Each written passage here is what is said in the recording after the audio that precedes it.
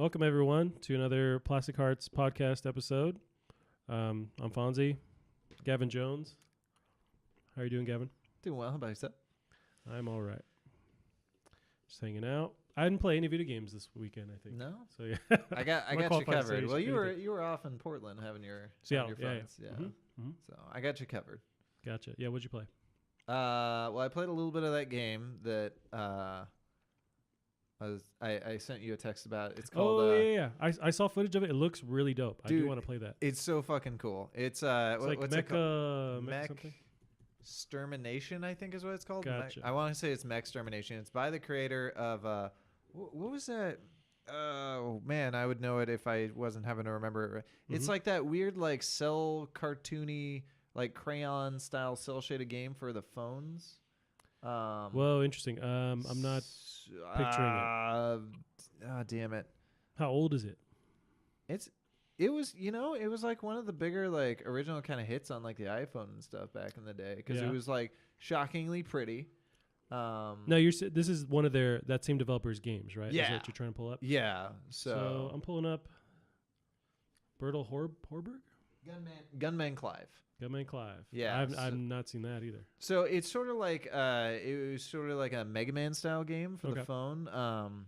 And it was just this kind of cool style to it, and it actually played very well for touchscreen controls. Gotcha. And it was just very fun video gamey. And this is also on Switch too. Oh yeah, it's on everything. Dang, okay. You can find that on your toaster. Nice. Yeah, so it's from those developers. And bear in mind, like, those graphics look great. Like, these might be like, oh, this is for the Switch. Okay, yeah. but like they were pulling stylized off these kick-ass graphics on like old iPhones and shit. Really? Okay. Yeah. But yeah, so it's his new kind of IP, and it's sort of like Contra meets Shadow of the Colossus. Meets something else I'm forgetting. So we pulled up footage. Yeah, it's pretty awesome. Yeah, and they're just puzzly. I played through because if you're down, I figure we play it co-op. Yeah. Do you have it on PC or Switch? Switch. Nice. That way I could just bring it over. Nice. Yes. Or you can come over, whatever. Mm-hmm. But yeah, so it's difficult, but I think it's not going to be the level like. So you kind of rage quit with Cuphead. And this is kind of similar-ish in theme. Well, I rage quit before I could even get anywhere. Like right. It was too hard for me. Yeah, but, yeah. It's definitely not as hard as Cuphead, but kind of similar concept. But I like the fact that in this, like, you're kind of climbing all over these bosses. They're moving. My only complaint so far is the jumping controls are a little wonky. Okay. So like once you jump, you can't do the thing where you can jump and then kind of go back the original direction. Oh, kind of navigate a little bit. Yeah. Yeah, you can slow yourself down a little bit. Okay. But you're never going to be able to do the full turnaround, which gotcha. feels weird because that's sort of the standard. Right. But that's cool. It looks like you have to, like navigate, or as you fight these bosses, affect different parts of them to get to navigate basically through them in the right way. Yeah. Almost like tactically, you have to know what to shoot at the right time. Yeah. But yeah, that's really dope. Yeah, I see where you get the Shadow of the Colossus vibes from it. So it's really fun. It's really cool. Is it just 2-player or is it 4-player? Up to 2 players is all. Gotcha. So, but I think beyond that, I think 2 players is going to be enough chaos as well. Right. I like some of the homages. Like here, we're seeing like a snake boss where you're holding on to it. Yeah. Which is basically a stage in Battletoads. Oh, okay. And then there have been a few little homages that I can kind of get out of some of the dialogue and stuff. But yeah, it's really cool. There was a boss I saw that reminded me of Resogun, where it's like a circle. You're inside some kind of circle robot, and you have to shoot stuff as other rotating things within the circle are open. It's like almost like 3 different circles within one, and as they rotate. Are you talking about this thing, the caterpillar? It might have been the caterpillar. Yeah. So there's a boss in Resogun that's kind of like that too, but it's an awesome idea. Yeah, it could totally be like a reference to that. Yeah, so it's a lot of fun. Then I played more. Whatchamacallit? Is it Risk of Rain? You've been playing Risk of Rain. Yeah, I finally unlocked all the characters. I was super duper happy. I did have to switch it into easy mode to get one of them. Uh-oh. But yeah, super fun. I live my life in easy mode again. in baby mode. In baby mode. Actually, I'll just kind of transition to one of the news stories that I have is about Risk of Rain. They sold. They sold 1 million copies. So it's been a month so far. Wow. Yeah, I mean that's really it. So they're still in early access, but they've passed 1 million units sold. Yeah. And so that's pretty awesome. So I'm going to pull up this quote. So in response, the dev team says, to give you guys a little bit of context, it took us almost 5 years to hit that same number on Steam for Risk of Rain 1, which is nuts. Yeah. So they're just building on the hype and the good reception to Risk of Rain. Well, it's kind of crazy. It's crazy, too, because I remember that game being announced really not that long ago and looking in some pretty shitty shape. Yeah. Not that long ago. So the fact that they've really built it up this quickly, they as developers are getting so much bang for their buck hour-wise working on that. Like that's incredible for these guys. It seems crazy, too, to take it from 2D to 3D and still quickly have a turnaround and then it's so well received, too. Like, yeah, they're not messing around. That was super. I think they hired some talent. Gotcha. But yeah, absolutely incredible from those talented developers. Awesome game. That's cool. Yeah, that was one of the news stories, but since you're talking about it, I thought we could jump into it. Yeah. I didn't play anything. I played a little bit more of the Mortal Kombat 11 storyline, and it was cool. It still doesn't make any sense, but I'm fine with that, and I'm having fun, and I'm digging it. I wish there was fatalities in there, but I guess I'll survive. Yeah. One more quick news thing they had for Risk of Rain was, I think it was last week. I don't think we talked about it, but they actually released sort of their development roadmap. Oh, okay. Yeah, and it was just extremely reasonable. Like this is something like you totally show to like not build up the hype, although it does like a little bit. But this is like it was a very honest roadmap. Like here's a reasonable amount of time that we can hit some very reasonable goals, and then that's going to be the game, and then we release it, and then there you go. Cool. And it's like, all right. Do you foresee them? Is it just going to be on PC? You think? And I imagine with Steam and Epic. But do you foresee them doing like a console port of this? Because they didn't do that for Risk of Rain, the original, right? So in their defense, the original Risk of Rain was developed on Game Maker. Originally, it was like Game Maker 8.1. Oh, okay. Which you couldn't really port to consoles very well, if you could at all. Gotcha. Then they pushed it to fix like a speed bug. They pushed it to Game Maker Studio. Okay. And so the game is able to run a bit smoother and fix some of the problems, but they could have technically ported it to a console, but it was still pretty damn hard. Gotcha. So now that they're on Unity, porting it to a console is just stupid easy. All they got to do is just at this point, it's going to be the paperwork. You just drag it over to whatever file. Yeah. And really truly, this version of it would, as the old version was playable with controller, but I feel like this version would work. Like there's no reason that the PC has an advantage aside from aiming. I see. Like that's the only advantage, and it's not even that big in this case. Gotcha. So they're definitely gonna port it to console. There's no reason for them not to. Nice. I imagine the sales are so good with the sequel that already with 1 million in a month, you might as well port it to console, make some bucks. Yeah. You think the Switch can handle this? No. Okay. I mean, it sort of can, but this game gets fucking nuts. So like, the early levels, no problem. Like we're not getting too crazy, but once you have like 100 enemies on the screen, you're firing out rockets by the dozens. Like you're firing explosions that arc to other things, and like the way stuff stacks up in this game is absolutely insane. So no, the Switch won't be able to handle it. Gotcha. Later in the game. Well, but I see. It would be interesting to see for like Xbox One X or like the PS4 Pro or whatever it is, if they like cranked up the graphics a teeny bit. Okay, interesting. Yeah, some kind of HD or not HD, but I don't know. Yeah, but that performance mode. Yeah, but that being said, they definitely have a style to it. Yeah. And I think it lacking a certain amount of details makes things clearer and easier to find. Gotcha. When you're managing all that chaos. With like also with a cell shaded kind of design, you have you can kind of simplify graphics and make things look a little bit better. I guess Mm-hmm. Gotcha.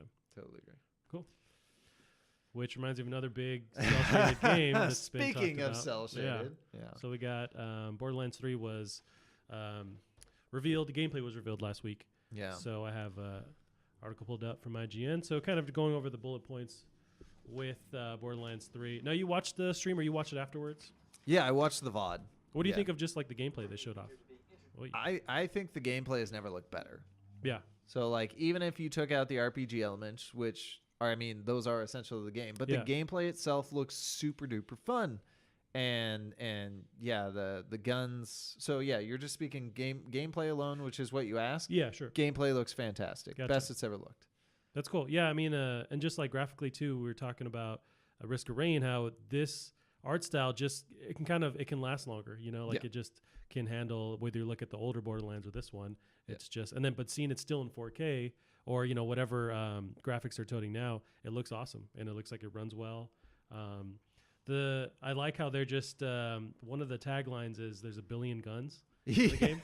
So I just like that. Just they're going nuts with it, and it really is that just a billion different guns, or that's all these different mods to the guns, which adds to a billion or equals a billion. I mean, it's definitely. I'm sure it's cheating a little bit. Now, I'd like to think that they don't count a separate gun as like maybe one gun has like one damage higher than another gun, but it looks the same. Yeah.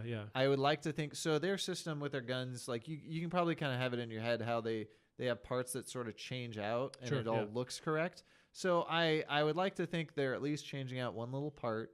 And so that, that counts as a gun. You change out the way the magazine looks. That's totally fair. Right. And those permutations can stack up very, very quickly. But it's their third go around. I like to think that we're at least going to get the most variation that we've had yet. Sure. And if that's what they give us, then I'm totally satisfied with a billion guns. And some of the guns they showed at the event. So I watched a bit of some of the streamers afterwards. And there was a great clip of it on Twitch's Twitter from some of the goofy guns they had. Like one was essentially a BFG where it's like an electric ball that's like arcing to everything in the room and taking stuff out. Yeah. Or there was a great one of it was a rocket launcher that I don't know if it's useful or if it's just a joke gun, but it shot out like hamburgers. I heard about this. Yeah. Yeah. I don't even know if they exploded. No, I didn't just see sort that. of plopped on the ground. Like with very little propulsion, which is awesome. I'm fine with that. Just every once in a while, just plopping right. Like you want to finish off a boss with a burger gun. Yeah, you should get achievements for that. It looked great. The skill trees look really good. The fact that everyone has 3 different abilities. It sounds like you only get to use one at a time, which is a little. Okay. I really wish they dug in and said, "Hey, you get 2 abilities or you get 3 abilities. They're weaker than the original ones were, but you're going to be." Whipping them out, lickety split like you would in Destiny. Like a faster cooldown rate, so you can just quickly keep using these different.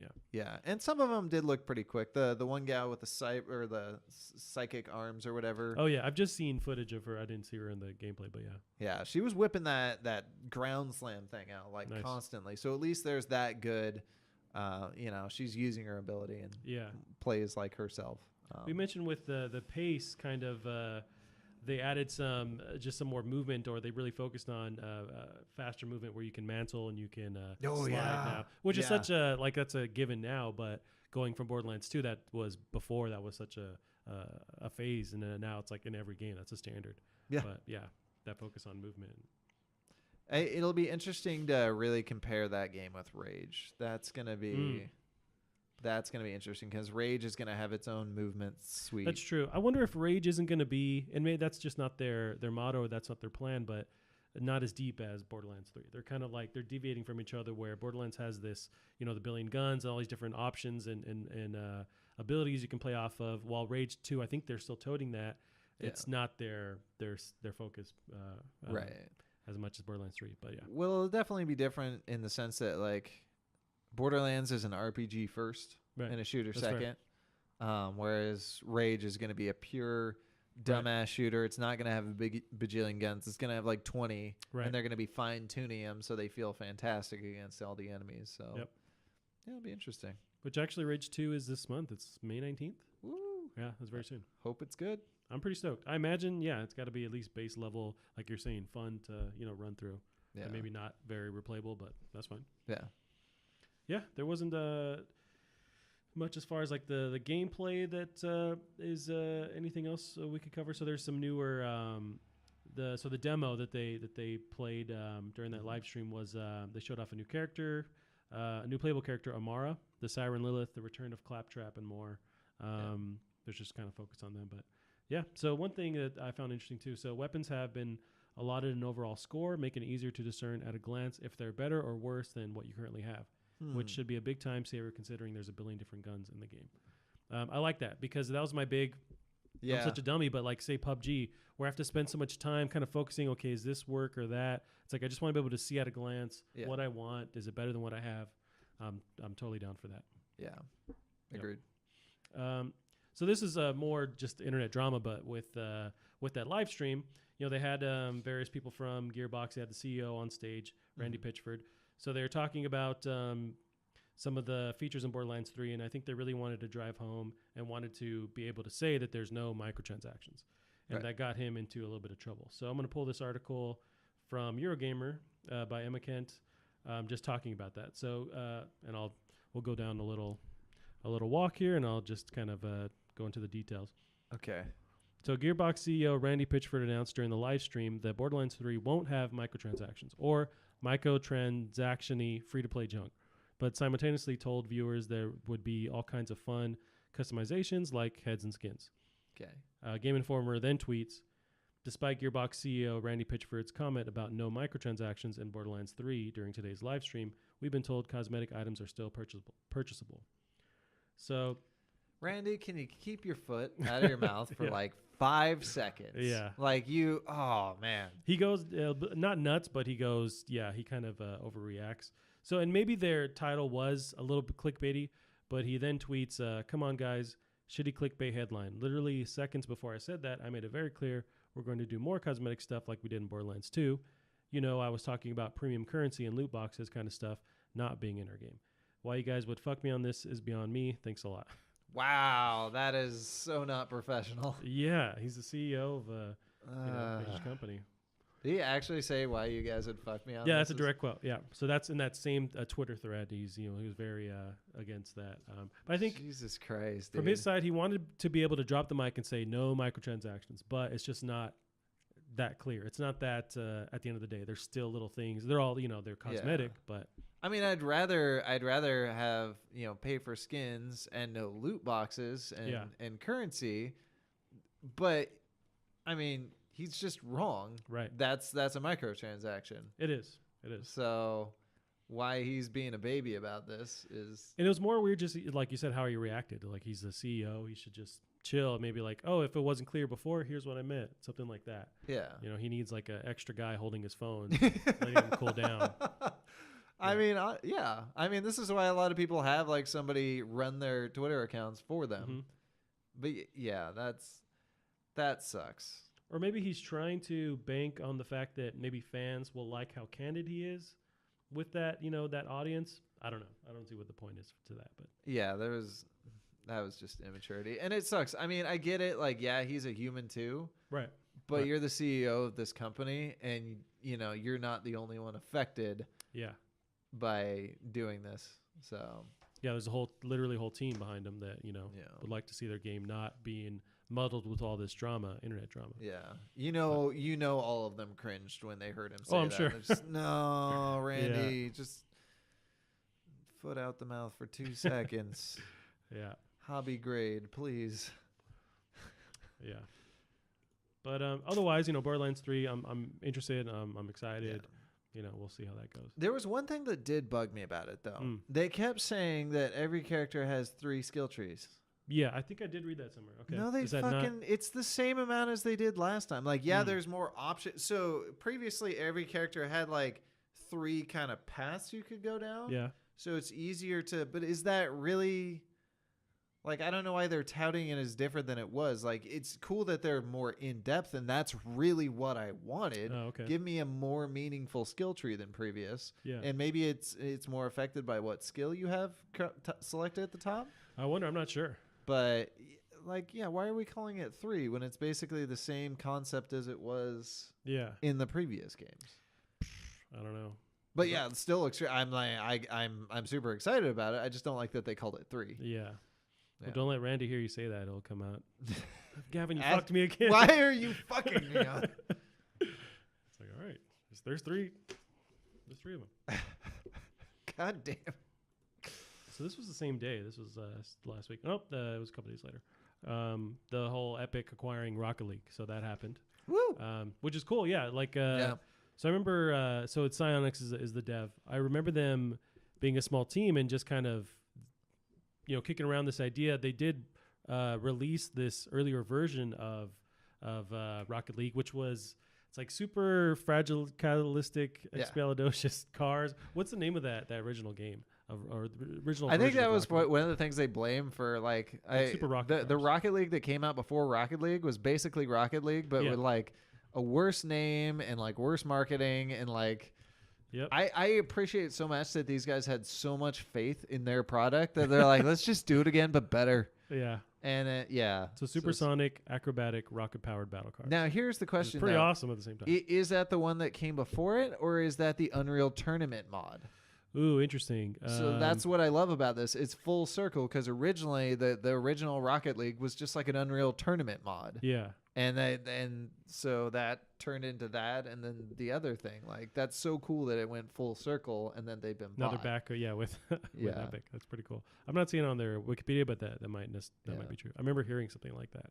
That is kind of crazy though, that 2 of the biggest franchises, like the fact that Rocket League is still catastrophically huge. And it's free to play, and just like Epic has Fortnite, which is also free to play. So you got 2 of the biggest franchises in the world under the same umbrella. Yeah. That's pretty dope. I like that they were a smaller team and they just kind of had an awesome idea, kept working at it, kept revealing or releasing content, building it, and then Epic comes along. It is a weird time though, because this is what, like, almost 8 years in or something. Like, it's old. It's been a while. It has, and they keep tweaking kind of elements of the gameplay, adding different modes and maps and stuff. Yeah, but it's essentially the same game. Yeah. But when you have such an awesome idea, fun idea, you just keep milking it, keep working on it. Yeah. So that's fine and dandy, but then it gets weird where we have the details of the acquisition. So Epic buys them. Now the question is, with their exclusivity on their store, and they're still on that. How does that affect people that buy it on Steam, have it on Steam, and going forward? Let's let this train roll by, Kevin. Let's ponder our life as this train rolls by. Okay. So, there's really no... what's the best way to have that little plant forward? Because I like the Nuka being shown, but I would like to say Nuka-Cola, but it's just not. I think you do the Nuka because then people get it. Otherwise, they're just like, cool Coca-Cola mug. Yeah, you're a cola fan? Okay. Just generic cola? Yeah. So there's a lot to take a walk down here, but I don't think we necessarily have to do that. So as far as Epic taking over or acquiring Pysonix, so the question becomes, what do they do with Steam? Do they keep releasing it on Steam? That kind of thing. So this is an official statement from Epic. The PC version of Rocket League will come to the Epic Store in late 2019. It's still not on the Epic Store?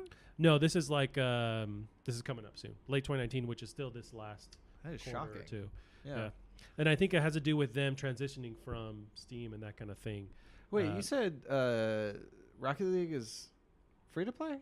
Is it? Oh, it's not. You have to buy it. Yeah. You're right. I'm not accurate on that. So you have to buy it, but there's like other DLC stuff that you can download. Yeah. But you have to buy the actual copy of the game. Yeah. I guess that means maybe in the future they follow that model. I think they're primed to follow that model because you just download the game and everything else is cosmetic. Yeah. But you're right. So the PC version of Rocket League will come to the Epic Games Store in late 2019. In the meantime, it will continue to be available for purchase on Steam. Thereafter, it will continue to be supported on Steam for all existing purchasers. So I pull up this article from The Verge. Phrases like "in the meantime" and "thereafter" suggesting there was going to be a point at which the Steam version would still be supported at best, but perhaps no longer available for purchase. So I guess the devil's in the details, where it's like at a certain point, do they stop supporting it and switch all the gears to the Epic Store? I feel like that would be inevitable, right? Why would they bother acquiring them? That was a loud ass car. I think a train hit a car, maybe. That's what it sounds like. Still honking. I bet they support it. I imagine this is going to be a whole nother like Minecraft situation. Yeah, okay, yeah. Just because Microsoft bought it, you know. It's that being said, like Microsoft has been a lot more generous this last generation than they have any reason to be. Like they should have probably made Minecraft exclusive. They could have locked that down, but they decided, hey, everyone gets to play it. Right. And we'll even support cross-play on all these platforms. You know, and only Sony's the one that doesn't want to play ball, but yeah. Yeah, it's getting ridiculous with how, and that honestly, should that worry us for Microsoft that they're being like? No, they're still a company first. I'm sure they're only going to bend or make these deals when it works out for them. I don't think they're going to not follow their best interest, but yeah, but like you think like the Xbox One, everything coming to Xbox One is also coming to PC.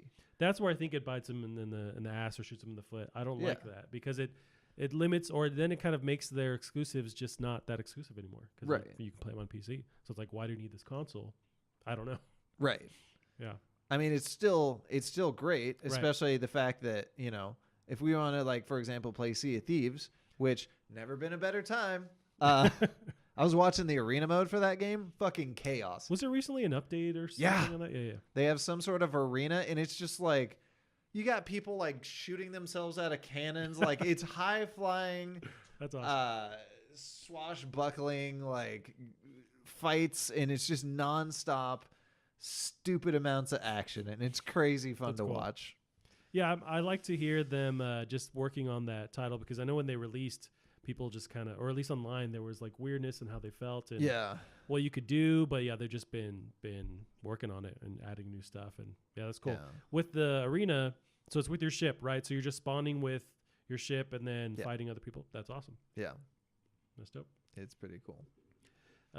Yeah, this is just what had the internet and a little bit of a right. So a fight over this, but so that was the thing people didn't like is they don't think they're worried that they're using these kind of specific terms to not write themselves in a corner saying like, you know, that they're going to support Steam forever and that they're really gearing towards.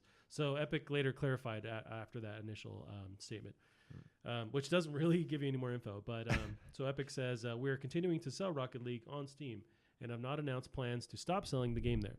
Rocket League remains available for new purchasers on Steam, and long-term plans will be announced in the future. Yeah, Pysonix also issued an equally vague statement through its Rocket League Twitter account reading, Rocket League is and remains available on Steam. Anyone who owns Rocket League through Steam can still play it and look forward to continued support. I think if you have it, you're good. And at a certain point, you can still buy it. But when they decide you can't anymore, you can't buy it. And I guess you can still buy new modes or new cars, but you won't be able to buy the game on Steam anymore at a certain point, is what I would guess. Maybe. I mean, it sounds more to me like they're just going to stop updating it. Ooh, interesting. Which would be shitty. So, yeah, that actually is the fact that both of them decided to be that vague. Mm-hmm. That's not great. Yeah, and they're in a weird transition, I think, while they're being acquired and becoming more exclusive, where they have to just not reveal what they're going to do yet until they can do it, and try not to rub everybody the wrong way. But yeah, I would absolutely adore though if this E3, it was kind of like last E3 with Microsoft, where like we bought everybody. Like if this E3 could like, let's give Epic a nice little thing where they're just like, we bought all these studios. Now they're making badass games with all this money. And Steam's like, hey, we finally did that too. They won't, but it'd be awesome. Or, you know, seeing all these people start to throw the big cash around and see, but Sony's not going. Nintendo's definitely not doing that. They have no reason to. They'll do their treehouse thing where they talk about, you know, whatever. Yeah. Yeah. Like I can't think of the last like time Nintendo ever bought anyone. Yeah. Interesting. They don't, it seems like. At least it's not publicized, but yeah. Yeah.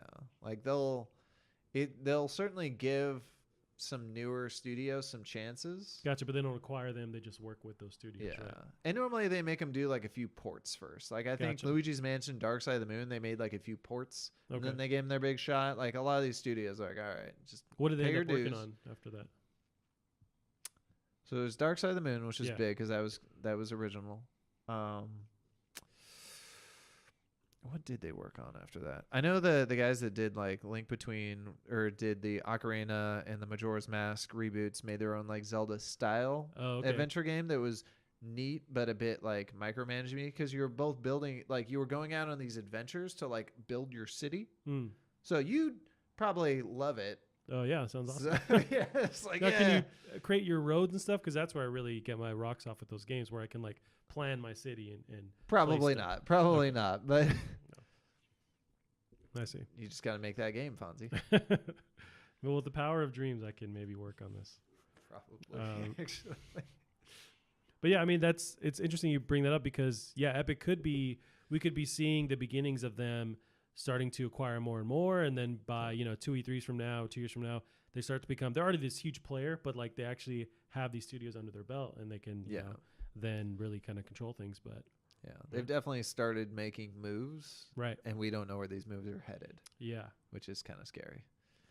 Yeah, it's weird. It's getting weird out there. I really wish your laptop had the same Game of Thrones spoiler blocker that mine does because, like, we have constant ads on the side here. I'm sorry, and it's just like, no. They're super vague, but it's always weird because it's just like, what's the blonde lady name again? There's a couple of them. There's Daenerys. Daenerys. It's just like different shots of like with Daenerys vaguely in it and like an arrow pointing to something, and I'm just like, what the fuck? Yeah. Sorry about this one toothpick that you didn't notice. The doctors don't want you to know means that Needle is going to slay a dragon. I don't fucking. The episode yesterday was nuts too. That's what I hear. So 2, I have. I keep getting updates on the kill count. So yesterday was 2, but apparently they were pretty major. Yeah. They're getting more and more major, and then the last week was the battle, which surprisingly less people than we thought, passed on that battle. But it was still an awesome episode. Yeah. Everyone was complaining that it was too dark to see on your TV. Yeah. Are you 80 years old? Like I saw a lot of memes out there. They're just like, give me the Game of Thrones palette, and it's like no, or the season 8 palette, and it gets darker. I totally disagree with it because I could see just fine, and it added to the whole eeriness and like weirdness of the episode, and I liked that you couldn't see, but you could see. It was just creating the tone. But you also have like a really nice ass 4K TV, and I'm pretty sure you were probably watching in the dark. Sure. Okay. But yes, here's ultimate test. When we went to that comedy show over the weekend, we stayed at a hotel, and the TV at the hotel was playing like they had HBO, and we watched that same episode. And a random hotel, random TV. It was fine. You could see the whole way. And so I was complaining to Megan the whole time. Oh, I can see just fine. Like eventually she was like, shut the fuck up. I get it. No one can hear you. But I was just like, so like, yeah. I was just so like, it's like, you can see what's happening. And this is a random TV. We get it, Four Eyes. You can see. No one else can. All right. Just grumpy old man walking around the hotel like, I can see just fine.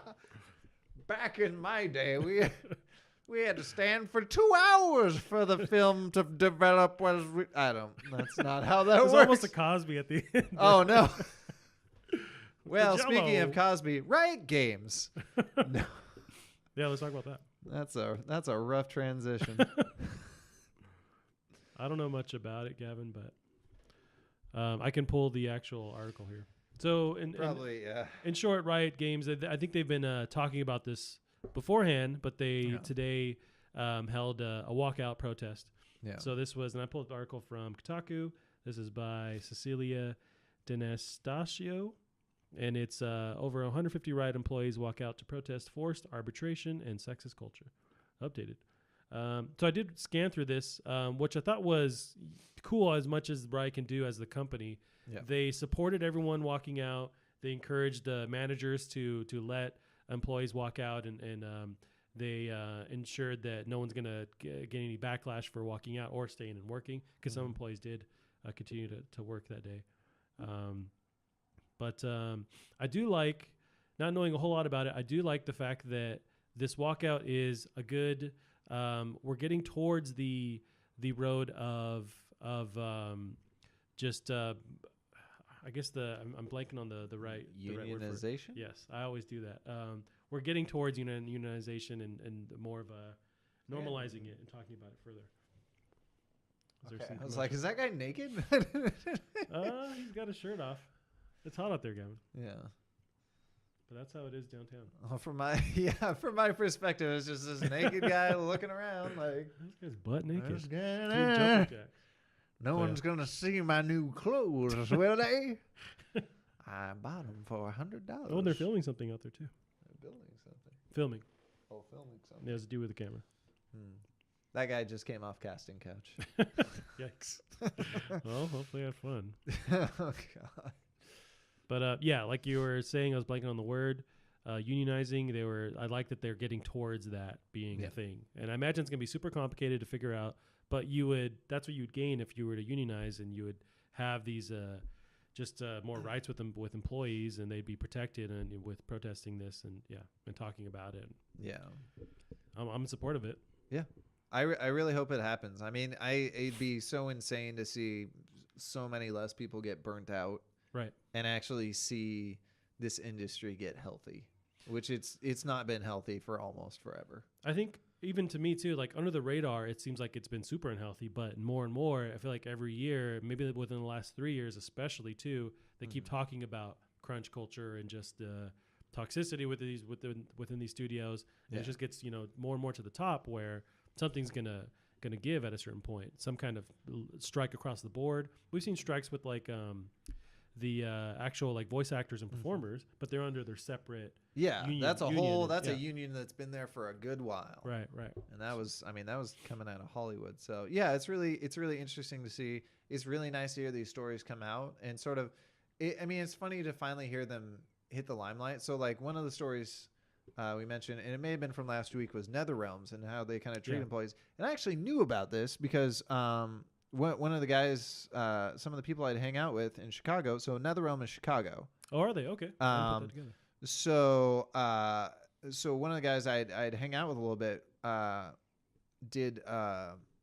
he interned there. Okay. And it really, like, what he was saying was totally in this article, like how they mentioned they treat you like a second-class citizen, and they denied that in the article, but that's exactly what he was telling me. It's just like they treat you like you're lucky you're there. They treat you like absolute shit. They give you the worst jobs, and they want you to thank them for it.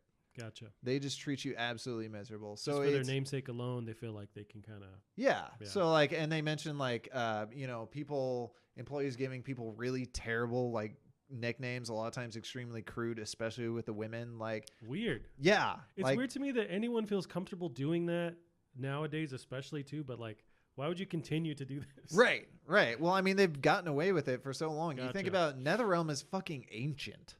Yeah. Like, despite the fact that Ed Boon looks like he's 12, or at least in his late 20s, like they've been around for a long time, and I don't think they've really been getting checked. And maybe it's the fact that they're halfway to being like the edgelords of like the industry, because they were the ones that made the ESRB. They push the boundaries, and sure. Even though they're definitely like lesser of the edgy people, and they've tried. And it's funny too, because some of like the progressive like storylines in the Mortal Kombat games is very cool when it's coming, but it's weird when it's coming from a company that's behind the scenes or not that right. Gotcha. So it's tough to hear, but it seems like it's the norm that you keep hearing more and more that these studios are just assholes behind the scenes, or just really taking advantage of their employees. So I did pull up gamesindustry.biz's article on the subject. So this is from Brendan Sinclair. So I can pull up just kind of random quotes from the article, which everyone should go read. So, I mean, there's stuff about, here's a quote from an employee. I was doing 90-hour work weeks for about 4 months straight without a day off. One former employee said of working at NetherRealm's 2013 game Injustice. This included working on Saturday and Sunday. I think the most hours I ever worked in a week was 115. Jesus Christ. Yeah. And that's not, you can't even get 6 hours of sleep if you're doing 100 and anything 100 and up. You're lucky if you get 6 hours of sleep a night. Do you just sleep there? Like, geez. Sometimes people do. You even see that with actually a job I would totally take and totally sleep in the office, but with like South Park. the actual show yeah. when they're making that. Like some of those guys, because they have to wait for extended periods of time. So sometimes they'll just pull a little bed out from underneath their desk and sleep while they're waiting on something. Like for something to render or just waiting for like news or... But that's not this. And the Gotcha. shitty thing about this too is like if you cut that guy's work week in half and maybe just made him or work like 50 hours, Sure. he's gonna give you 100, like way better quality of work. Yeah. That his quality of work is gonna be absolute shit. That's the thing, At 100 especially with hours. coding, or I imagine he's doing something really technical, like coding or doing whatever. Was he a coder or was he? So this is just they don't specify what Okay. he's doing. He's just simply working there, Yeah. 90-hour work weeks. But if you're doing anything labor intensive, super technical, you need your mind. So why would you want to drain people like that? Right. Then you're just getting lackluster, or you're getting them not at their full ability. So you have to have maybe more people to offset that. Yeah. It's like just have less people who get to work the less, but they still put out the best content that they can, or the best they can work at the ability that they can. Yeah. But then is that because they're striving to reach these deadlines and they're up against whatever release date, and so they're having to reach these goals? But just change your goals, change everything about that. Yeah. I don't know. Well, I mean, but sort of the problem with that too is this is also a studio located in a major city. Sure. And so that's you adding can to demand whatever you want from people in a big city because you can replace anyone. Right. And I think at that's any the heart of time, it too, like, where you yeah. have these people that are interchangeable, or the company sees them as interchangeable. Yeah, and that's been a huge thing with the industry as well. They hate people getting famous because they can demand more money. Like every time, like people, they don't want like the Cliff Blazinskis. They don't want the big directors of every game. Yeah, and it just costs people so much money. So they do their absolute best they can to make sure no one gets famous and no one gets any sort of renown and stuff like that. Everyone has to be replaceable, which is really shitty. Yeah, I don't know how you fix this because it seems like it's deeply rooted, but yeah, I mean, really, a union would help too. I think it would still. That's not the end all be all or the savior is the concept of union. That's going to imagine make things harder, make it more difficult. But I feel like it's worth all those challenges to do that. And that's talking as an outsider. I have no idea of the details and how you implement that, how long it takes, blah blah blah. But it's probably worth it at the end of the day. Well, it's one of those things that it kind of sucks because a lot of times with industries, unions are not the answer. Gotcha. In this case, it's the fucking answer. It seems like you. This is the equivalent of like that scene at the end of what's that movie? Fight Club. Gotcha. Where they just got to blow up the fucking towers.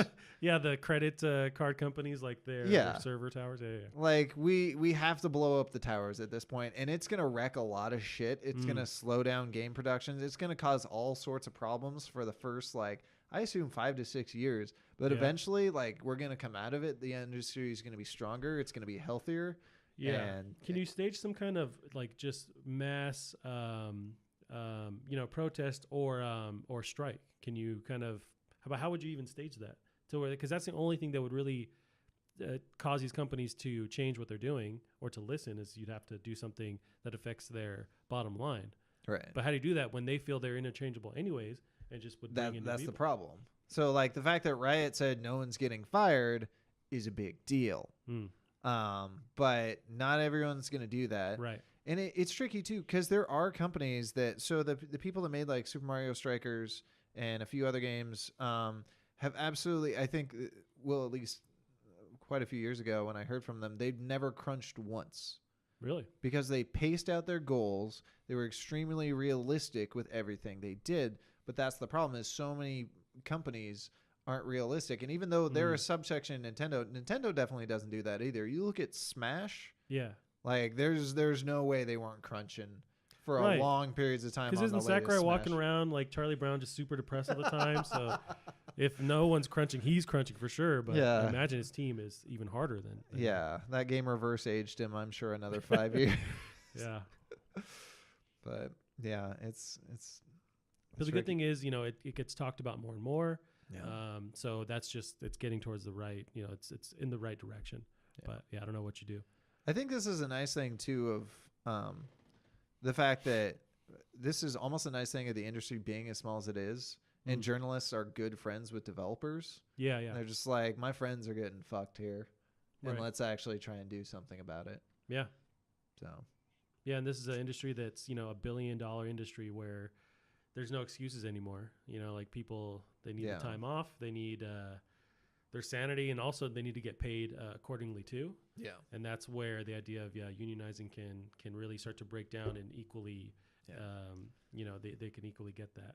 Yeah. They can be guaranteed something for once. That's the crazy thing too. You think that guy, you know, so they set your salary at you working like 40 hours a week, yet you have that guy that was working 100+ hour weeks. Yeah. So that's insanity. Yeah. And imagine, do the other employees around them feel pressure to also work as hard or as long? And you know what I mean? Like, oftentimes the workaround is like, especially with Rockstar, they'll say, oh, like technically we only require you to do this amount of work, but people will do their own extra work, but it's really because they have to catch up and to keep going. And well, and there's that stigma of like, you know, everyone else is doing it, so you're shitty for not doing it. Right. But yeah, it's pretty crazy. The video games are hard to make. Right? Yeah. But yeah, so, well, yeah, we'll keep watching. I mean, I imagine there'll be another studio next week. They talk about how they're just been. That's going to be the rate. Yeah. Like this one a week. Yeah, for sure.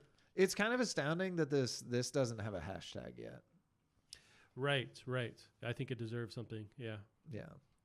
And really, that's one way to keep these these companies, you know, whether it's developer or publisher, from avoiding the media backlash is developing hashtag. Just the more it gets in the public eye, they want to stay away from this. It doesn't look good for them. No. So that's another way to make them take notice, because otherwise they don't care if no one talks about it. Yeah. But yeah. So we solved that issue, Gavin. That's good. There we go. Solved it. You're welcome. Yeah. Here's don't really have a transition for this, but the Sonic movie trailer came out. Man, was that? It feels like that was like a month ago. Right? Like so much has happened on that. Yeah. So it was dropped, and you know, of course, everyone reacted the way they should have. I don't know if "should have" is the right word, but it looked like dog shit. I think that's a across the board view. Everyone was like, "Yeah, this looks pretty bad." So I pulled up. Well, it was mainly Sonic. Yeah, that's the thing. So there's a lot to the movie doesn't look that bad. It doesn't look that bad. I forgive the Coolio song. I forgive. That was a weird choice. But even then, it's like, okay, I forgive that. I forgive Cyclops being in it. Okay, I forgive Cyclops. You know, the guy who plays Cyclops in X-Men. Oh, that guy? Yeah, oh. He's fine. I forgive him being there. I'm glad he's still acting though. I love him. Yeah, he's a cool dude. Yeah, but it's like, okay, that's fine. And then you have Jim Carrey, which is probably the only thing holding that movie together. Yeah. He looks weird. Okay, that's fine. But then you have Sonic, which is maybe the most important aspect to that whole movie, and he looks like just a nightmare. Yeah, it's a lot. They made a choice. It was such a strange choice.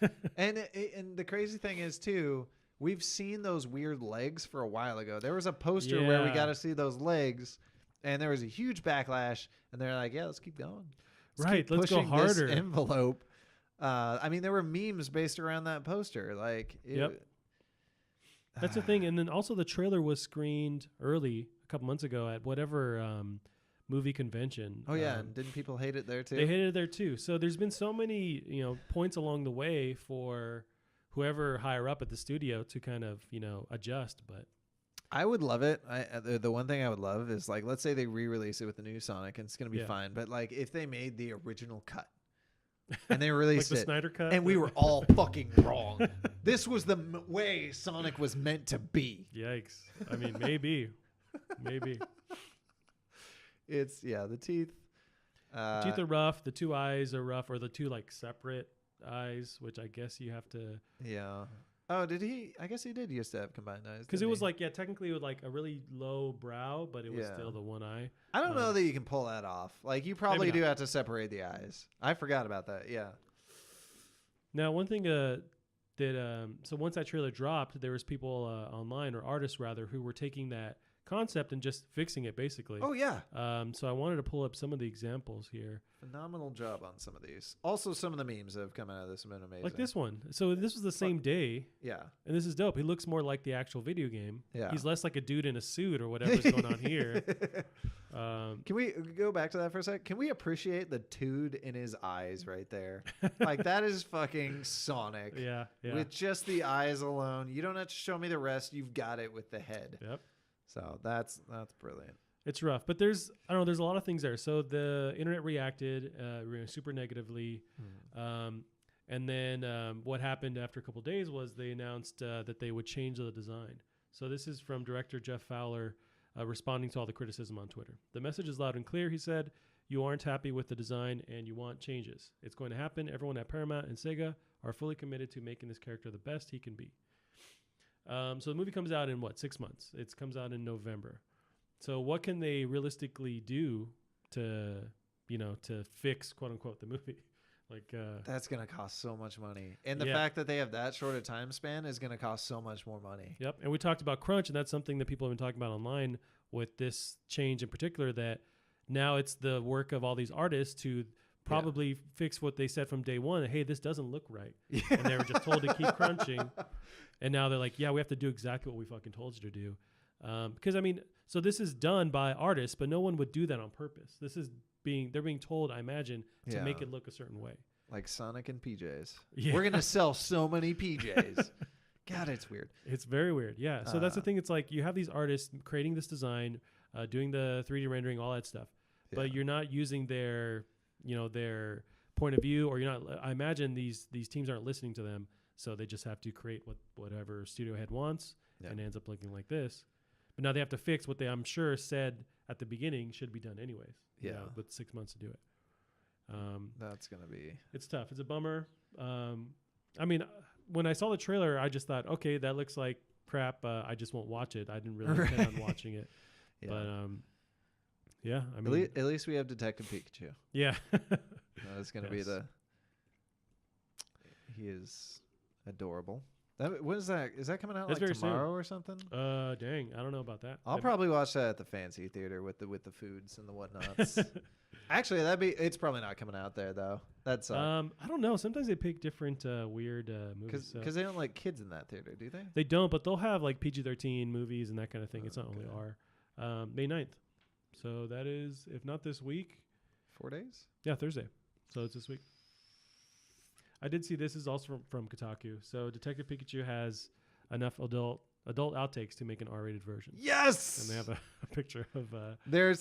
Will they release those outtakes? No. Oh, yeah. You just want to see him and have him be like Parks and Rec Chris Pratt quality. Oh yeah, the outtakes during that show. Yeah, it's awesome, and it's all just seems like him just ad-libbing stuff. Yeah, trying to get reactions from everyone. Oh, totally. Yeah. Yeah, but yeah, it's funny to see these two different universes where they're just nailing it, and Sega's they just keep dropping the ball all over again. Yeah, good God, that's what's funny too. We'll see them come back with a redesigned trailer. How different will it look? I don't know. Still going to control terribly. Very, very unreactive controls. Yeah, well, this is the movie I'm talking about, but yeah. I know. Okay. So we'll see. I'm sure everyone will see the change and be happy with it, and everyone will move on. This was an interesting thing that was from today. Yeah, so pulled up an article from Kotaku. This is Ethan Gatch. Hacker appears to get original Xbox emulator running on Switch. That's so impressive. Video.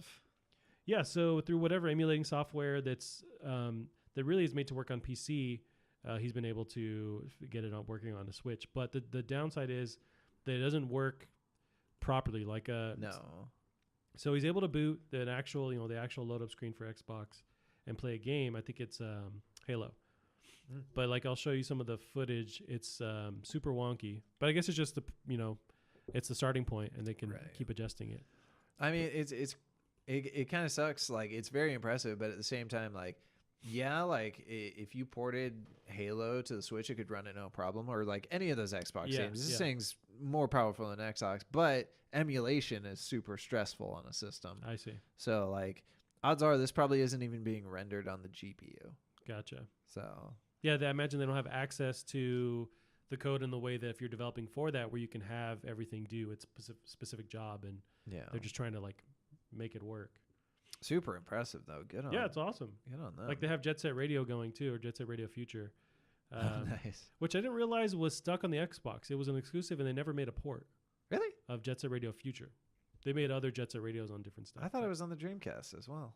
That's what I was reading here. Speaking of Dreamcast, though, what you think about that rewarding Canadian Walmart for fucking up? I didn't see this. I thought you were talking about something else. No, so here's the skibbity scoop. Yeah, okay. So remember wait, is that right? No, I'm mixing up things. Never mind. I mean, I like this. Just keep going with that. They did actually reward. So remember when it was leaked on a Canadian Walmart, Rage 2 being announced. Yep. So they actually rewarded that Walmart by allowing that Walmart to like pre-orders, and maybe it was just pre-orders in Canada, but you can get that shitty box art, that placeholder box art for Rage 2. That's awesome. Which is great. But yeah, you can get a Dreamcast, which has been hollowed out. They took out all the guts, put a PC in it, and it'll run Rage. Oh, see, I saw this. I didn't realize that's what they were actually talking about. Yeah, that's awesome. How cool is that? And that's impressive too, because Rage is like an impressive, like fairly impressive graphical game, and a Dreamcast is not big. No, it's actually super tiny. So that's nuts. That's badass. Now put a handle on it like a GameCube, and we'll call it good. Yeah. No, you know what? I didn't put that together until you mentioned it now. But yeah, there was that original link. Yeah. That's awesome. I want to say they even left on like the corrections where they're just like font should be in all caps and like all that other shit. Like that's so funny that they rewarded them for that. Like, yeah. So you can follow and retweet for a chance to win it. That's I want it. Yes, want it. Please. It would be weird just having a console that can only play one game though. But I guess it's also weird owning a Wii U just for Smash, but fought Shire. Dang, Gavin. Shots fired. Trying to think of a better example. There was another thing here. Owning a Wii just for Wii Sports. Yeah. So, as far as just tech that's way out of my ability to buy. But, so Valve revealed, or just more details on their Index VR headset. That's what they called it? Yeah, Index. Yeah, that's the name. Fucking sweet, dude.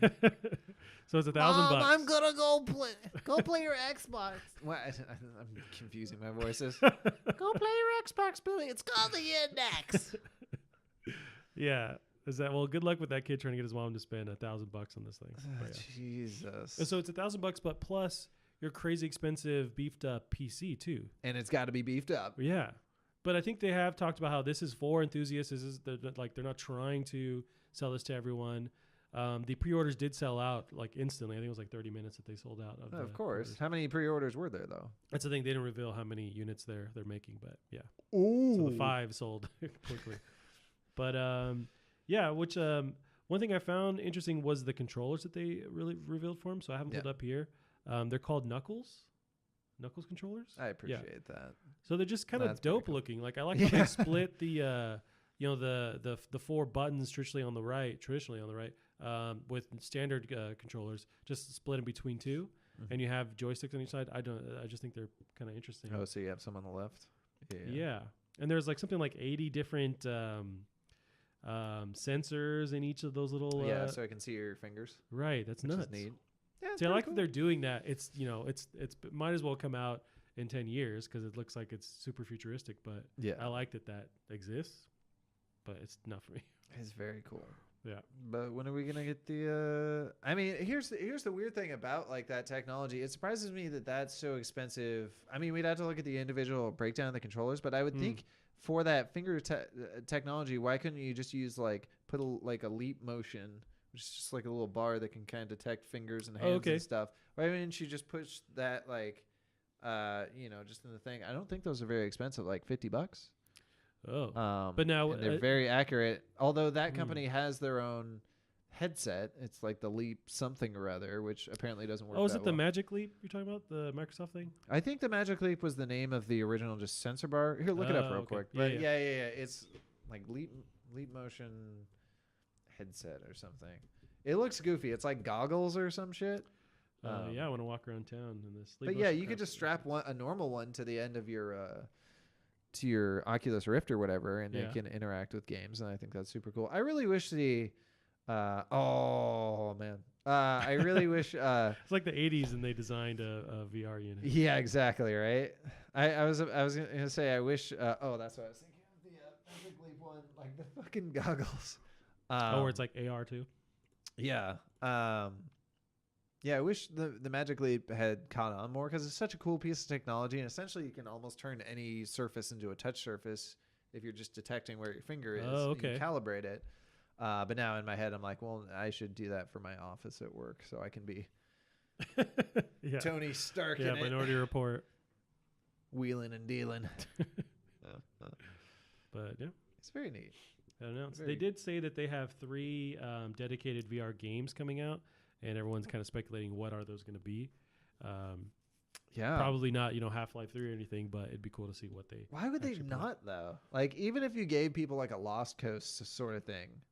Oh yeah, that like expansion or that DLC thing that came afterwards. Yeah, people went nuts about that. Give us the original. You give us the original Half-Life and VR. People will go ape shit. I'm surprised they didn't jump on the whole train with the remasters too, like a Half-Life 1 remaster, Half-Life 2 remaster. Like, why not? I'd be curious to see if they tried to do, since they have 2 major esports, they have CSGO and then they have Dota. Okay. Like, what if they actually went for, I don't think it'd work very well. It'd kind of be like drone racing where it's mainly just like rich children that are competing. Right. Yeah, people with the money to spend on this. But it would be neat to actually see a VR-based esport. And if anyone can kind of do it, for whatever reason, it's them. But they also tend to buy their ideas. Like CSGO was like a mod or something that they bought the team or they bought the idea. I forget how that one works. Dota was definitely a mod that they bought the rights to and all that stuff. So as far as VR esports, there was that one PSVR game that was it was a shooter. It was like Rigs or something. Rigs! And it made everyone throw up, but apparently they were trying to do that. They're trying to do the Call of Duty esports angle to it, but it just like did not play as well as it needed to. That's too bad because Rigs actually looked cool. It did. I was actually pretty stoked, and then everyone just kind of went quiet on it. But I think it's also because it's tied to the hardware with the PSVR and it not being able to just, have the high quality that all these other PC ones have. You just kind of, and it's making everyone sick. But ooh, what if they made a new Left 4 Dead? Or Left 4 Dead? Ooh, that'd be very cool. That'd be cool. Yeah. Although it's more like it's everyone wishing and imagining what they could do, and they just end up not doing that at all. They just go, oh yeah, that's cool. Yeah. And they have these thoughts, I'm sure, these decisions, but they decide to not do anything that fans want to see. Yeah. But it's a bummer. Yeah. But so they created that crazy expensive VR unit. This was just something I thought was funny that I think you would like. It's a mod in I never Sekiro. did actually watch that. Yeah, you sent it to me on Twitter, so but it's pretty dope. So it's just someone modding Sekiro and adding Shrek to whatever boss this is that makes it more terrifying. Okay, so that's the original. Oh no, that's the actual. Can you full screen? Yeah. What the fuck? With the with that song too. Oh, that's awesome. Yeah, at some point he like drop kicks. I don't know if that must be the standard animation. Probably. Like he just gets up and it's like what?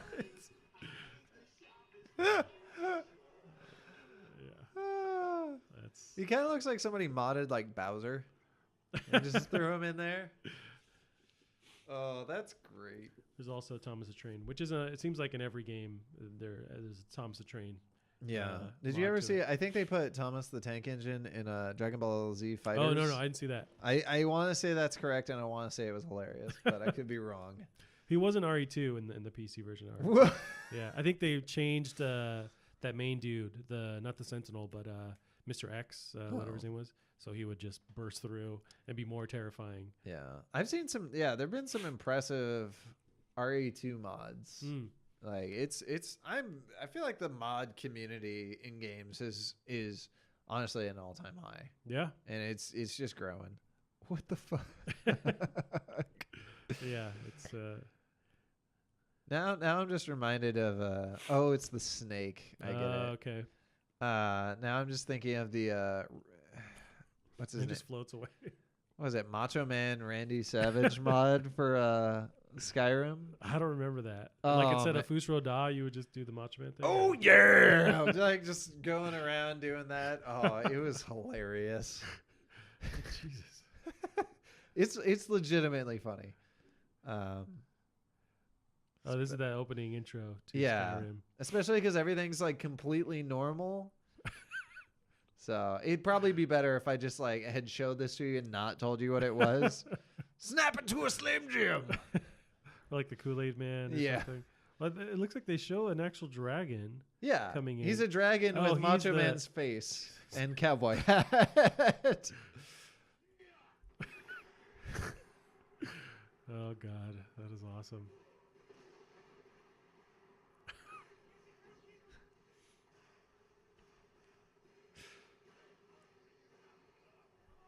Yeah, you can just hear him in the background. Ah, dude. Yeah, I'm glad those people exist and are doing that. Right. But that pretty game cool. is at least built to accept mods. It seems like, yeah. I don't think Sekiro was built to accept mods. I Mm. definitely don't think Mortal Kombat was built to accept mods. But the modding community is going off on that game. Oh, really? I haven't seen any big mods for that yet. I But, think they had a 60 frame per second mod out like day one. I want to say. Was it not on PC at 60 frames or? No. Oh, interesting. Okay. Apparently, which makes no sense. So Yeah, play Mortal Kombat 11 at 60 FPS with this mod. yeah.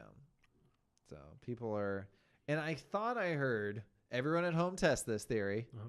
Don't charge me afterwards. I thought I heard that people were not getting banned for the 60 frame per second mod. Oh, really? Is what I believe I was told, which is fucking awesome. Because I think the cutscenes are in 60, right? Yeah. And then they switch back to whatever frame rate. Maybe not. I think they are 60 in cutscene, which is weird. Oh, It's hard so to tell.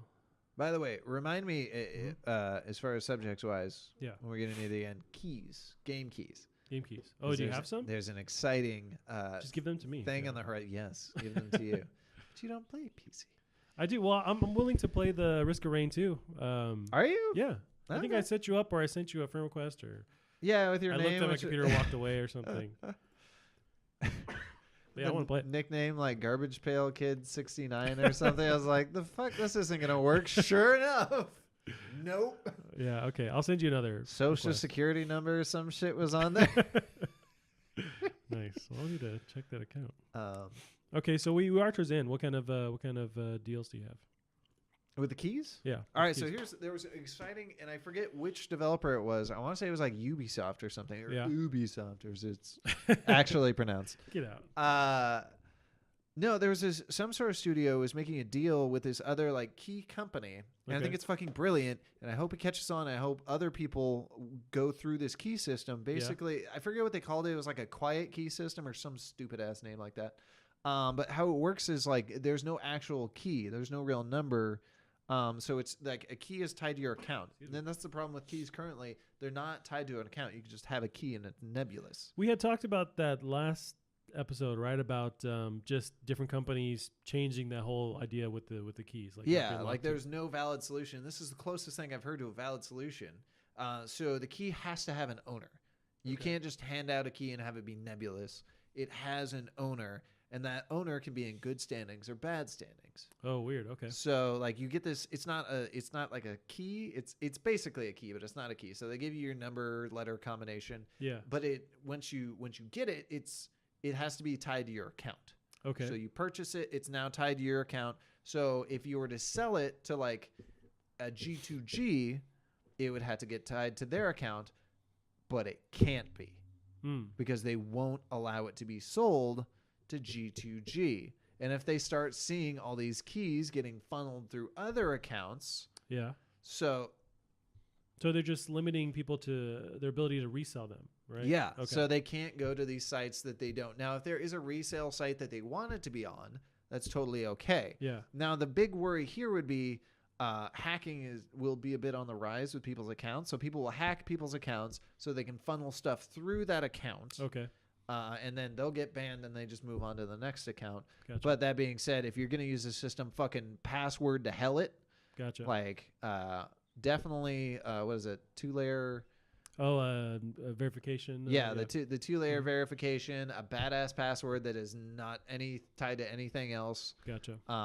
So yeah, if they can actually get the system up and going, it's gonna save a lot of developers a shit ton of money. And it's Ubisoft doing this? I think it was Ubisoft. I forget who it was. But yeah, some developer was working with something called like Quiet Keys. Look it up on. You could probably look it up on Gamma Sutra. Gotcha. I'm looking it up right now. I think it was called Spelling Quiet everything Keys. correctly. Yeah. Oh, it was. This is 4 days ago. Yeah. Ubisoft and Genba aim to thwart key resellers with silent key activation. Yeah. Absolutely fantastic. And you could still have, with this system, you could still have things like, returning something even though you got it via key. You could have all these awesome perks. Yeah. And still say no to these key resellers. Gotcha. So Gotcha. That's really awesome. I mean, the more money they can keep, in their pockets, I mean, they should rightfully so get that money for whatever product they're selling. The thing I would like to see with this is, can we then thwart some of the child gambling that is done with skins and stuff like that? What do you mean? Like in Fortnite and stuff, or well, with like CS:GO. So people use CS:GO because these skins all have monetary values. Gotcha. Because to a large point, kids don't have money, but they can they can work hard to get these things in game via luck, or they can use their parents' credit card. And then once they have these, they can go onto these gambling sites and gamble with these skins, which have real money. Yeah, so they're using them like poker chips. I had no idea. Yeah, so this is allowed for massive, massive amounts of underage gambling. Dang, okay. Which I remember hearing like a few summers ago, they were trying to crack down on that and make it so it wasn't a thing. But who knows? And it also sucked because a lot of these are, I don't know about a lot, but certainly some of these sites were actually a lot more rigged than people knew they were. So they got into huge issues with that. So gotcha. Yeah, it'd be nice to see if they could do something with that to kind of thwart.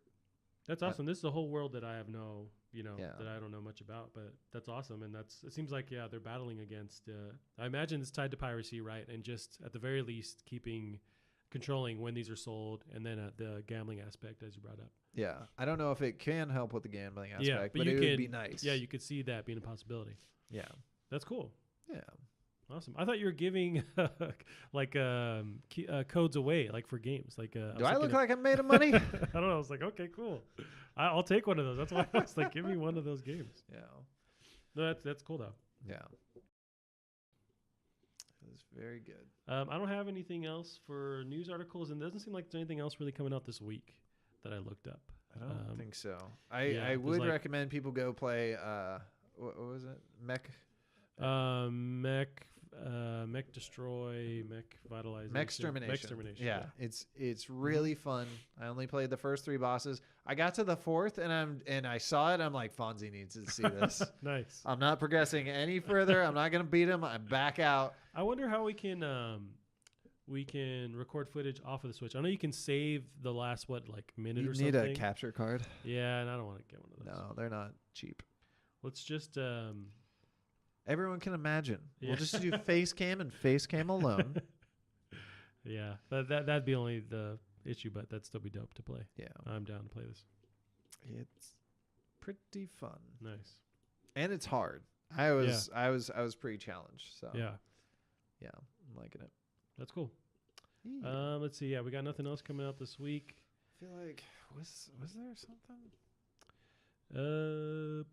I mean, the last big one was Mortal Kombat. We had Days Gone, and then in 2 weeks we have Rage 2, and I mean, I think it kind of slows down summertime in general. Like if I'm not seeing anything big down the line, but that's to be expected. And then we have E3 coming up, which I would like to eventually, as we get closer, have some E3 predictions and kind of like lay everything down as far as what we think might happen and and that kind of thing.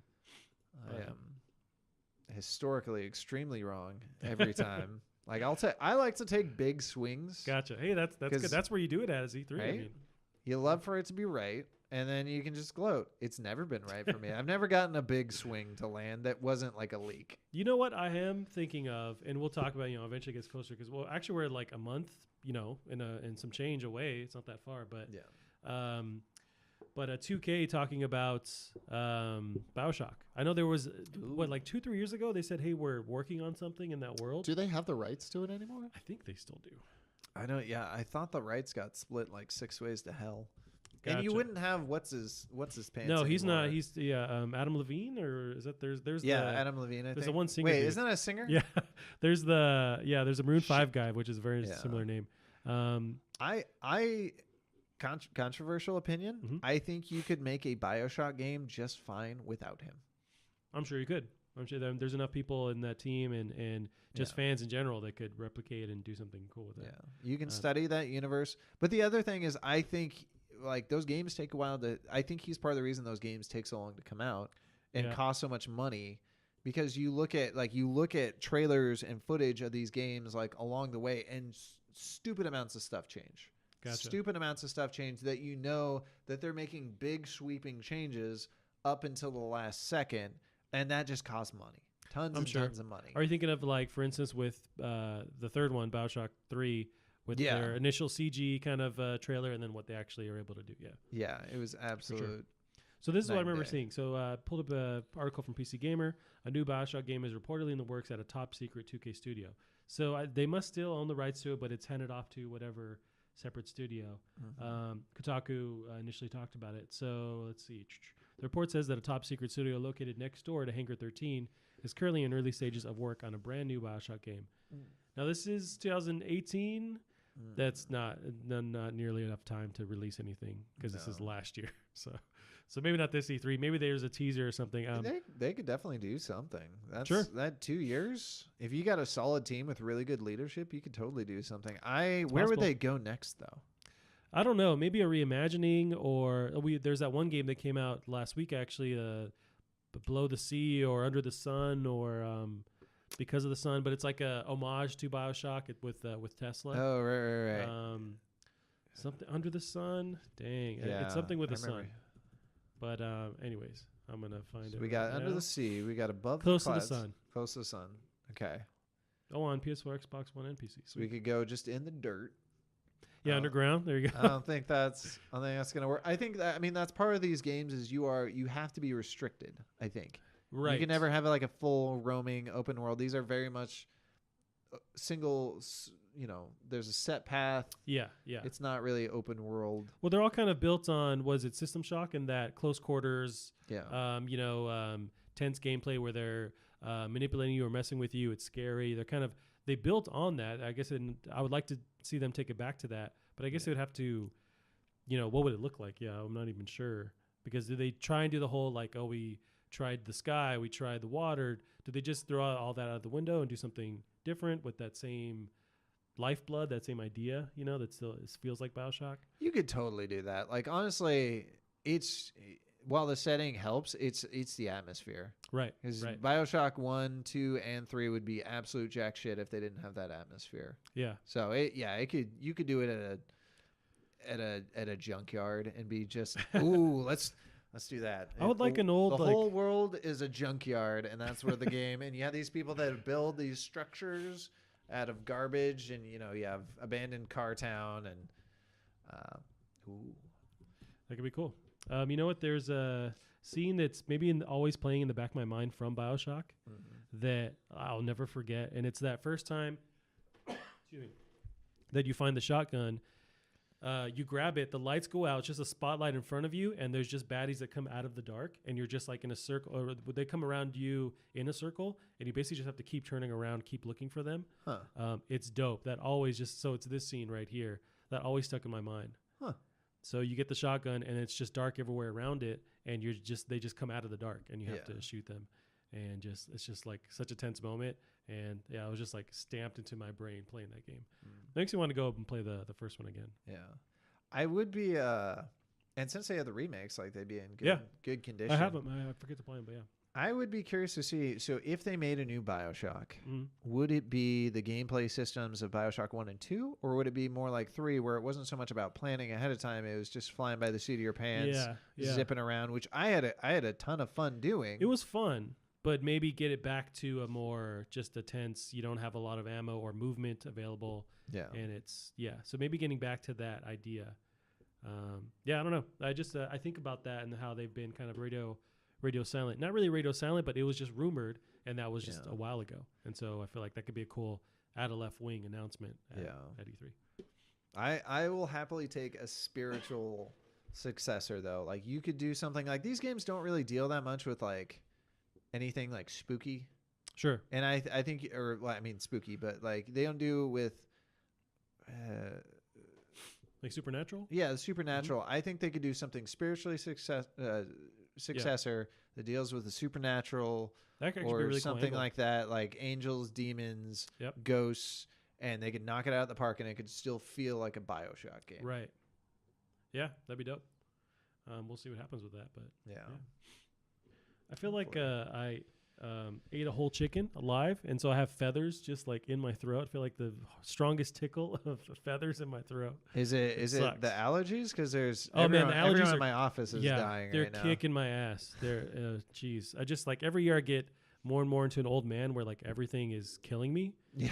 And the allergies are just gonna they're just stomping me. Well, I feel bad for some of my office. Some of my office workers are. They not only do they have terrible allergies, but they're also smokers. Well, so they're just over there, just like actually hacking up a lung. Yeah.